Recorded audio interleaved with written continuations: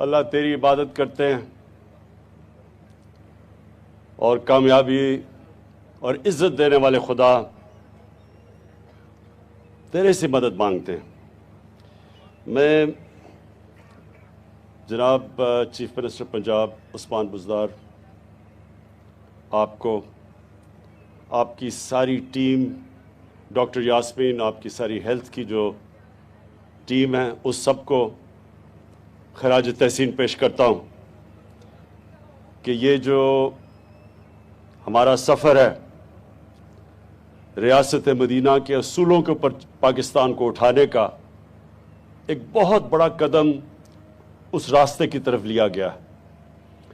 میں آپ کو اس لیے بھی مبارک دیتا ہوں کہ یہ آسان نہیں ہے کسی صوبے کے لیے کہ 400 ارب روپیہ وہ ایک پروجیکٹ ہیلتھ انشورنس کی طرف لگائے۔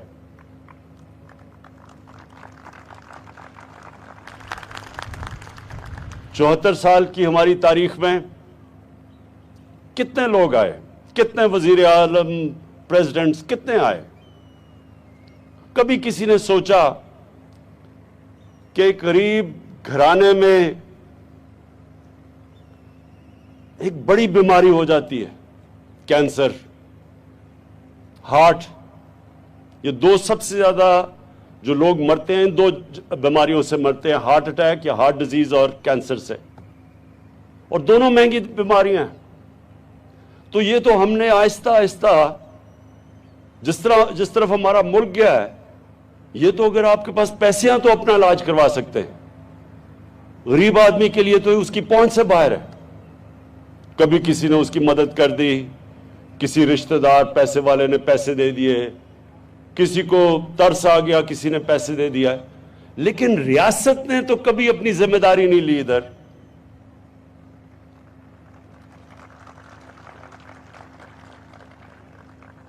اور ہمیں یہ سمجھنا چاہیے کہ پاکستان کسی وجہ سے بنا تھا۔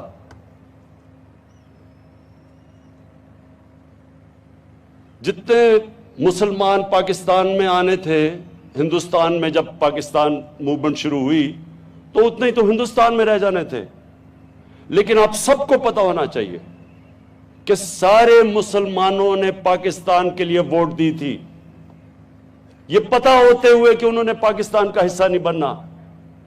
جو آج ان لوگوں کو کن مشکلوں کا سامنا کرنا پڑا جو مسلمان آج ہندوستان میں ہیں، انہوں نے ایک خواب کے لیے ووٹ دی تھی کہ جو علامہ اقبال نے ایک اتنے بڑے ذہن نے لوگوں کو خواب بتائی تھی کہ پاکستان، جب ہم کہتے ہیں کہ پاکستان کا مطلب کیا، اور جو نعرہ تھا لا الہ الا اللہ، اس کا مطلب کیا تھا کہ ہم نے اپنے نبی صلی اللہ علیہ وسلم کی قدموں کے اوپر چل کے وہ جو انہوں نے ریاست بنائی تھی مدینہ میں، وہ ہم نے ایک پاکستان میں مثال بنانی تھی۔ یہ تھا پاکستان کا خواب جو کہ فاؤنڈنگ فادرز نے کہا تھا آبجیکٹو ریزولوشن میں کہ اسلامی فلاحی ریاست بننا تھا۔ اور آج تک کسی حکمران نے اس طرف قدم بھی نہیں اٹھایا، بلکہ امیر اور غریب میں فاصلے بڑھتے گئے۔ میں گورنمنٹ ہاسپٹل میں پیدا ہوا، میری ساری بہنیں گورنمنٹ ہاسپٹل میں پیدا ہوئی تھی لاہور میں، لیکن آج کل کے جو ہماری طرح صاحب حیثیت تھے وہ تو اپنے بچے گورنمنٹ ہاسپٹل میں نہیں، اگر انہوں نے جانا ہو وہ تو پرائیویٹ ہاسپٹلز میں جاتے ہیں۔ جو گورنمنٹ ہاسپٹل انگریز چھوڑ کے گیا تھا، آہستہ آہستہ آہستہ ان کی تو سٹینڈرڈ نیچے چلی گئی اور صرف پرائیویٹ ہاسپٹلز امیروں کے لیے بننا شروع ہو گئے۔ اور پھر جو سپر رچ تھے، یہ جو سارے چوروں کا ٹولہ بھی اکٹھا ہوا ہے، ان کی کھانسی کا علاج بھی باہر ہوتا تھا۔ جن لوگوں نے اپنی عوام کی صحت اور علاج کی ذمہ داری اٹھانی تھی وہ سارے پچھلے 30 سال سے دیکھیں. جب دیکھو تو جی وہ چیک اپ کے لیے لندن جا رہا ہے, جب کوئی سنو تو جی اس کا پر علاج ہو رہا ہے وہاں لندن میں, کبھی وہ امریکہ جا رہا ہے, کھانسی ہے تو دبئی جا رہا ہے. ان کو کیا پتا کہ پاکستان کی عوام کی کیا مشکلات کا سامنا کرنا پڑتا تھا. آج سارے چور اکٹھے ہوئے ہیں. 30 سال سے اس سے پہلے 20 سال پہلے دونوں گالیاں ایک دوسرے کو چور کہتے تھے. زرداری کو جیل یہ نون لیگ نے ڈالا تھا. ہمیں یہ یاد رکھیں کہ تحریک انصاف نے 2 دفعہ زرداری کو جیل میں نہیں ڈالا تھا. اس کا پیٹ پھاڑ کے پیسہ کس نے نکالنا تھا؟ تحریک انصاف نے نہیں نکالنا تھا.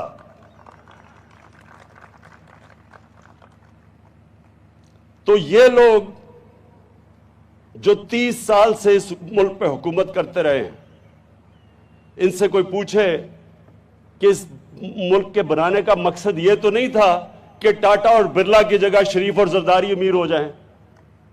اس کا تو بڑے ایک عظیم خواب تھا, اور آج تک کبھی انہوں نے سوچا کہ عام آدمی کے لیے ہم نے ہماری ذمہ داری ہے عام آدمی. خواتین و حضرات, یہ جو آج پاکستان انہوں نے چھوڑ دیا ہے, آپ کو پتا ہونا چاہیے کہ جو ڈاکٹر اور نرسز ٹو پاپولیشن ریشو, یعنی کتنی عوام کے لیے کتنے ڈاکٹر اور نرس چاہیے ہیں, پاکستان کی دنیا میں تقریباً سب سے بری ریشو ہے. یعنی ہمارے ملک میں سب سے کم ڈاکٹر اور نرسز آبادی کے لحاظ پہ ہیں. ہمارے سب سے کم ہاسپٹل ہیں. جو ہاسپٹل ہیں بھی, آپ کبھی بھی ڈسٹرکٹ میں چلے جائیں, یا آپ فیصل آباد بیٹھے ذرا تھوڑے شہر سے باہر نکل جائیں, وہاں جا کے ڈسٹرکٹ ہاسپٹلز کا حال دیکھیں. وہاں کئی زیادہ تر نہ ڈاکٹر ملتے ہیں نہ نرس ملتی ہے. وہ لوگ ادھر سے بھاگے آتے ہیں ڈویژنل ہیڈ کوارٹر پہ, کیونکہ وہاں ہاسپٹل میں لوگ عملہ ہی نہیں ہے. تو یہ ایک دن میں تو نہیں ہوا, یہ آہستہ آہستہ ایک ملک میں حکمران طبقے نے آہستہ آہستہ عوام کے لیے ایک پاکستان بنا دیا اور اپنے لیے دوسرا. تو میں آج پھر سے عثمان آپ کو اور آپ کی ٹیم کو خراج تحسین پیش کرتا ہوں.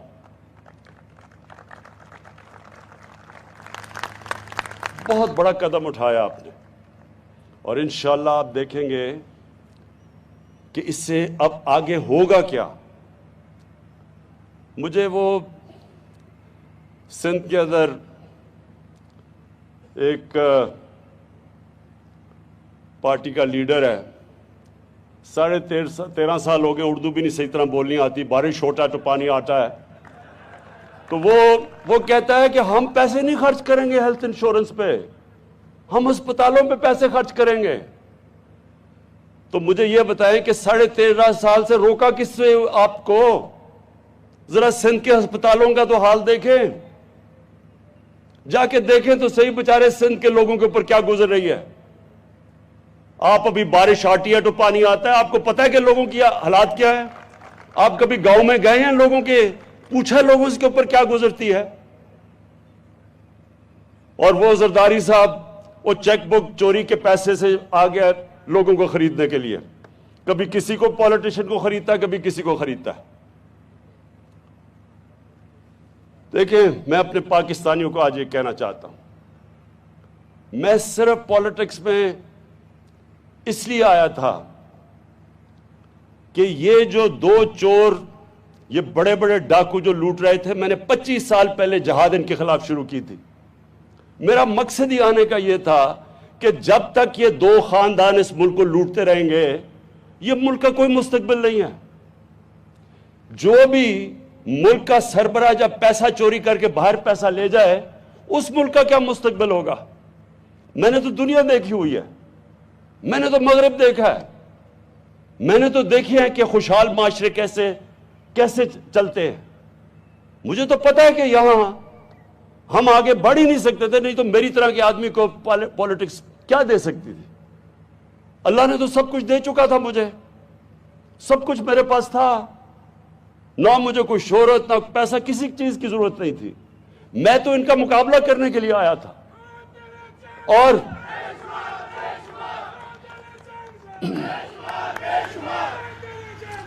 سنیں ذرا، تو دو وجہ سے آیا تھا. ان کے ہوتے ہوئے پاکستان کا کوئی مستقبل نہیں تھا، اور ہمارا مقصد ہی اس ملک کو، ہم پاکستان کے ساتھ بڑے ہوئے ہیں.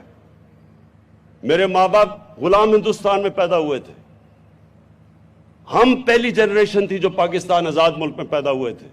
تو جب تک ایک ملک اپنے نظریے پہ نہیں جاتا وہ ملک کامیاب کبھی بھی نہیں ہو سکتا.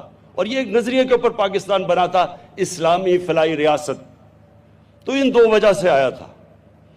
اور میں آپ کو ایک چیز بتا دوں کہ جتنا بھی میں نے دنیا اور ساری دنیا موقع ملا مجھے دیکھنے کا، یاد رکھیں ایک کامیاب اور خوشحال معاشرے کے اندر دو چیزیں ضروری ہوتی ہیں. سب سے پہلے قانون کی بالادستی، رول آف لا. اور اس کا مطلب پھر سے میں چاہتا ہوں میری ساری قوم اس حدیث کو یاد رکھ لے. ہمارے نبی صلی اللہ علیہ وسلم نے کہا تھا کہ تمہارے سے پہلے بڑی قومیں تباہ ہوئیں. کیوں؟ جب بڑا چور چوری کرتا تھا اس کو سزا نہیں ملتی تھی، صرف غریب چور کو سزا ملتی تھی. اور دوسری چیز جو قرآن کی آیت ہے، امر بالمعروف. تم سب سے عظیم قوم میں نے پیدا کی ہے دنیا کی امامت کے لیے، کیونکہ تم اچھائی کے ساتھ کھڑے ہوتے ہو اور بدی کو ختم کرتے ہو، برائی کو دباتے ہو. یہ دو چیزوں کے اوپر مدینہ کی ریاست کی فاؤنڈیشن تھی، اور اس کے بعد فلاحی ریاست تھی. اس پہ کھڑی ہوئی تھی مدینہ کی ریاست. اور آج آپ نے اگر دیکھنا ہے، کیونکہ ہمارے نبی رحمت للعالمین تھے، سب انسانوں کے لیے رحمت بن کے آئے تھے. جو انسانی معاشرہ ان کی سنت پہ چلے گا اللہ نے اس کو اٹھا دینا ہے. یہ ضروری، اگر یہ نہ ہوتا تو آج مسلمان، ہم آج خوشحال ہوتے، اور جو مسلمان نہیں ہیں ان کے حالات برے ہوتے. لیکن وہ قومیں جو مسلمان نہیں ہیں آج خوشحال ہیں. اور مسلمانوں کا حال ساری دنیا میں اٹھا کے دیکھ لیں کیا ہے آج. کیونکہ جو قومیں خوشحال ہیں، آپ وہاں چلے جائیں اور میں آپ کو دو چیزیں وہاں بتا دوں گا، ان کی بنیاد دونوں اصولوں پہ ہے، قانون کی بالادستی بھی اور فلاحی ریاست بھی. میں آپ کو مثال دیتا ہوں. آسٹریلیا کا نمبر 1 ٹینس پلیئر، دنیا کا نمبر 1 آسٹریلیا گیا. انہوں نے کہا جی نہیں، جو ہمارا قانون ہے اس کے مطابق اس نے وہ حفاظتی ٹیکہ نہیں لگایا. بڑا مسئلہ بن گیا کہ دنیا کا نمبر 1 پلیئر ہے. ان کو انہوں نے کہا کہ نہیں، قانون کے نیچے سب ہے، سب کے لیے ایک ہی قانون ہے، اس کو نہیں کھیلنے دیا. برطانیہ کا شہزادہ، کسی امریکہ میں کوئی 30 سال پہلے کوئی خاتون کو یاد آیا کہ اس نے کوئی اسے زیادتی کی ہے، عدالت میں چلے گی امریکہ میں. انہوں نے بڑی کوشش کی کہ جو برطانیہ کا شہزادہ ہے، عدالت کا نہیں، قانون کے نیچے سب ایک ہی برابر ہے. وہ اب ثابت کرے آ کے عدالت میں کہ اس نے وہ ٹھیک کہہ رہی ہے یا نہیں. لیکن سب سے بڑی بات سن رہے ہیں، برطانیہ کا پرائم منسٹر بورس جانسن 1 مہینہ تقریباً ہو گیا ہے، پارلیمنٹ ہی نہیں آگے چل رہی. وہ جب جاتا ہے وہ ایک سوال پوچھتے ہیں کہ جی جب قانون آپ نے سب کے لیے بنایا تھا کہ لوگ جمع نہیں ہوں گے، آپ نے کیوں پچھلی باری جب وہ لاک ڈاؤن لگا ہوا تھا آپ نے کیوں، آپ کی ڈاؤننگ سٹریٹ کے باہر آپ نے کیوں لوگ جمع ہو گئے اور آپ نے پارٹی کر لی؟ پاکستان میں خبر ہی نہ بنے، یہاں اخباروں میں نہیں آنا تھا. وہاں 3 ہفتے سے سارا ملک رکا ہوا ہے اور وہ بیچارہ جواب دیتا پھر رہا ہے. یہاں کیا دیکھیں، پنجاب کا جو چیف منسٹر، اس کی چیف منسٹر کی دوران بیٹے کی شوگر مل، مقصود چپڑاسی کے اکاؤنٹ میں تقریباً 4 ارب روپیہ، 400 کروڑ روپیہ آ جاتا ہے. اور دوسرے پتہ نہیں کیا وہ مدثر یا اور کوئی، وہ ان کے اکاؤنٹوں کے اندر ہاں مسرور انور اس کے اکاؤنٹوں میں کروڑوں روپے آ جاتا ہے. بھئی سب کو پتہ ہے کہ اگر وہ بیچارے 10,000 روپے ان کی تنخواہ تھی اور یہ پیسہ تو یہ ظاہر ہے چوری کا پیسہ نہیں تو اپنے اکاؤنٹ میں لے آتا. ابھی وہ 1.5 گھنٹے کی تقریر کرتا ہے پارلیمنٹ میں. برطانیہ میں ہوتا پارلیمنٹ کیا اس کو شکل کہیں نہیں دکھا سکتا تھا کیونکہ ان کی اخلاقیات اوپر ہے. امر بالمعروف ادھر چل رہا ہے، جو اللہ کی آیت ہے قرآن کی اس پہ وہ عمل کر رہے ہیں. بدی کو دباؤ اور اچھائی کے ساتھ کھڑے ہو. یہاں جب جاتا ہے پارلیمنٹ میں 1.5 گھنٹے کی تقریر، جو جاب اپلیکیشن ہوتی ہے اصل میں کہ جی میں پھر سے مجھے موقع مل جائے، اور جواب دیتا نہیں ہے. بیٹے کو باہر بھجوا دیا ہے. ادھر دوسرے آصف زرداری کو دیکھ لیں، ادھر جی پاپڑ والا چینی والا ان کے اکاؤنٹ پیسے آ رہے ہیں کروڑوں روپیہ. تو مجھے یہ بتائیں کہ کیسے ملک آگے بڑھ سکتا ہے جس ملک کے اندر بڑے بڑے چوروں کو انصاف کا نظام ان کو سزا ہی نہ دے، صرف چھوٹے چوروں کو پکڑے. اس ملک کا تو کوئی مستقبل ہی نہیں ہے. اور وہ حدیث میں ہمارے نبی نے واضح کر دیا ہے، چھوٹے چوروں کو جیلوں میں ڈالو، بڑے چوروں کو پکڑو نا، وہ ملک تباہ ہو جاتا ہے. کیونکہ بڑے چوروں کی چوری تو ملک کو تباہ کرتی ہے. چھوٹے چھوٹے چور کتنی چوری کر لیں گے؟ بڑے چور جو ملک سے پیسہ چوری کر کے باہر لے کے جاتے ہیں. اور آپ نے دیکھا ہوگا کہ وہ جو علاج کروانے گیا تھا اپنا باہر، ایک مجرم کہتا جی بڑی دل کی بیماری ہے. ابھی وہ چل رہی ہے کہ وہ سیڑھیوں پہ چڑھتا جا رہا ہے دل کی بیماری کے ساتھ، اپنی فیکٹریاں دیکھ رہے ہیں جا کے وہاں. اور اس کو یہاں سوچیں یہاں کہ ہمارے کوئی وکیل کہہ رہے ہیں کہ جناب اس کو پھر سے موقع دو ملک لوٹنے کا، لائف ٹائم بین اس کا ختم کرو. میں حیرت ہوتی ہے مجھے کہ جب ایک ملک کو آپ کو تباہ کرنا ہو بم مارنے کی ضرورت نہیں ہوتی. اچھے برے کی تمیز ختم کریں ملک تباہ ہو جاتا ہے. کرپشن کو ایکسیپٹیبل کر دیں ملک تباہ ہو جاتا ہے. جب چوری میں کوئی برائی نہیں ہے تو محنت کون کرے گا؟ میں کیوں پڑھوں اور محنت کروں اور 12 گھنٹے کام کروں جبکہ قبضہ کرو اور گورنمنٹ پلاٹ پہ اربوں روپیہ بنا لو؟ میں محنت کیوں کون کرے؟ اگر معاشرے کو تباہ کرنا ہے ان چوروں کو آپ ایسے کریں کہ ان میں کوئی برائی نہیں ہے. ٹی وی پہ آ رہا ہے جناب وہ ایک چور دوسرے چور سے ملنے جا رہا ہے، اسی کے اوپر کہہ رہا تھا پیٹ پھاڑ کے پیسے نکالوں گا، آج اس کو مل رہا ہے کیونکہ ڈر لگا ہوا ہے سب کو عمران خان کا.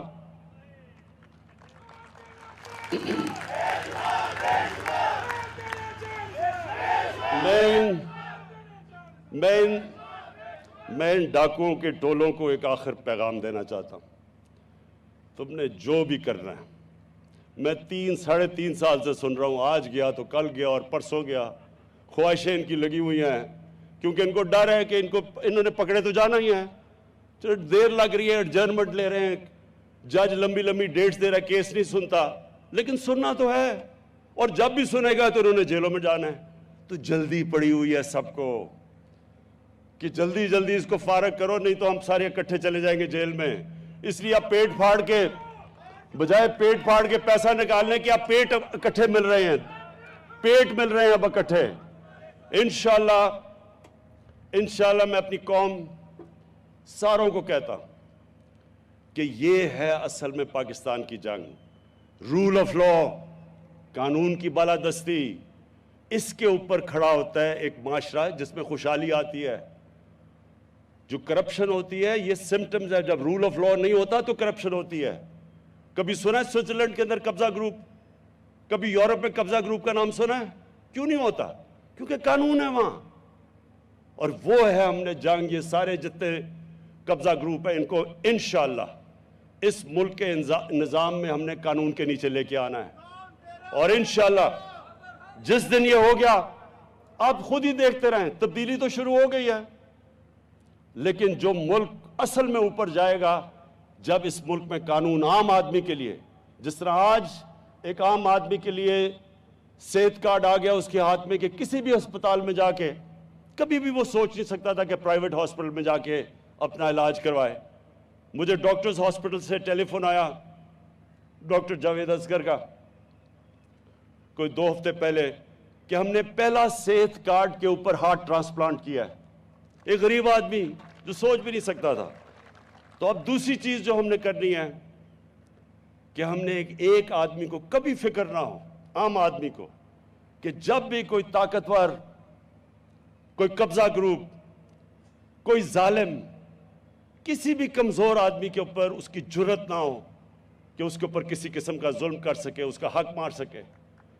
ہماری عورتیں جو ہیں جن کو حق نہیں دیا جاتا جائیداد میں، ان کا شریعت میں حق ہے کہ جائیداد میں ان کو حق ملنا چاہیے، لیکن ان کو حق نہیں دیا جاتا۔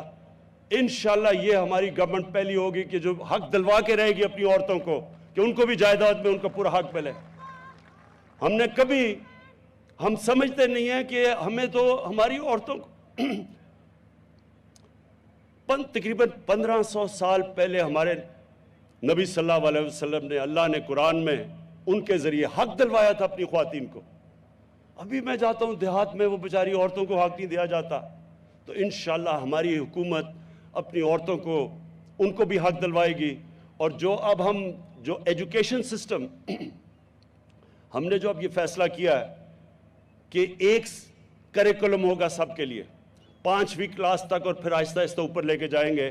یہ بھی کتنی بڑی ناانصافی تھی کہ عمران خان کے بچے، پیسے والے بچے انگلش میڈیم میں، باقی لوگوں کے یا اردو میڈیم میں، اور یا دینی مدرسے، جن کو موقع ہی نہیں دیتا معاشرہ اوپر آنے کے لیے۔ تو انشاءاللہ یہ بھی ہمارا 5 کلاس تک بڑی مشکلوں سے ہم نے ڈیولپ کیا ہے، اب انشاءاللہ ہم اوپر لے کے جائیں گے اور اس ملک کے اندر ایک کریکولم اور ایک قوم بنائیں گے۔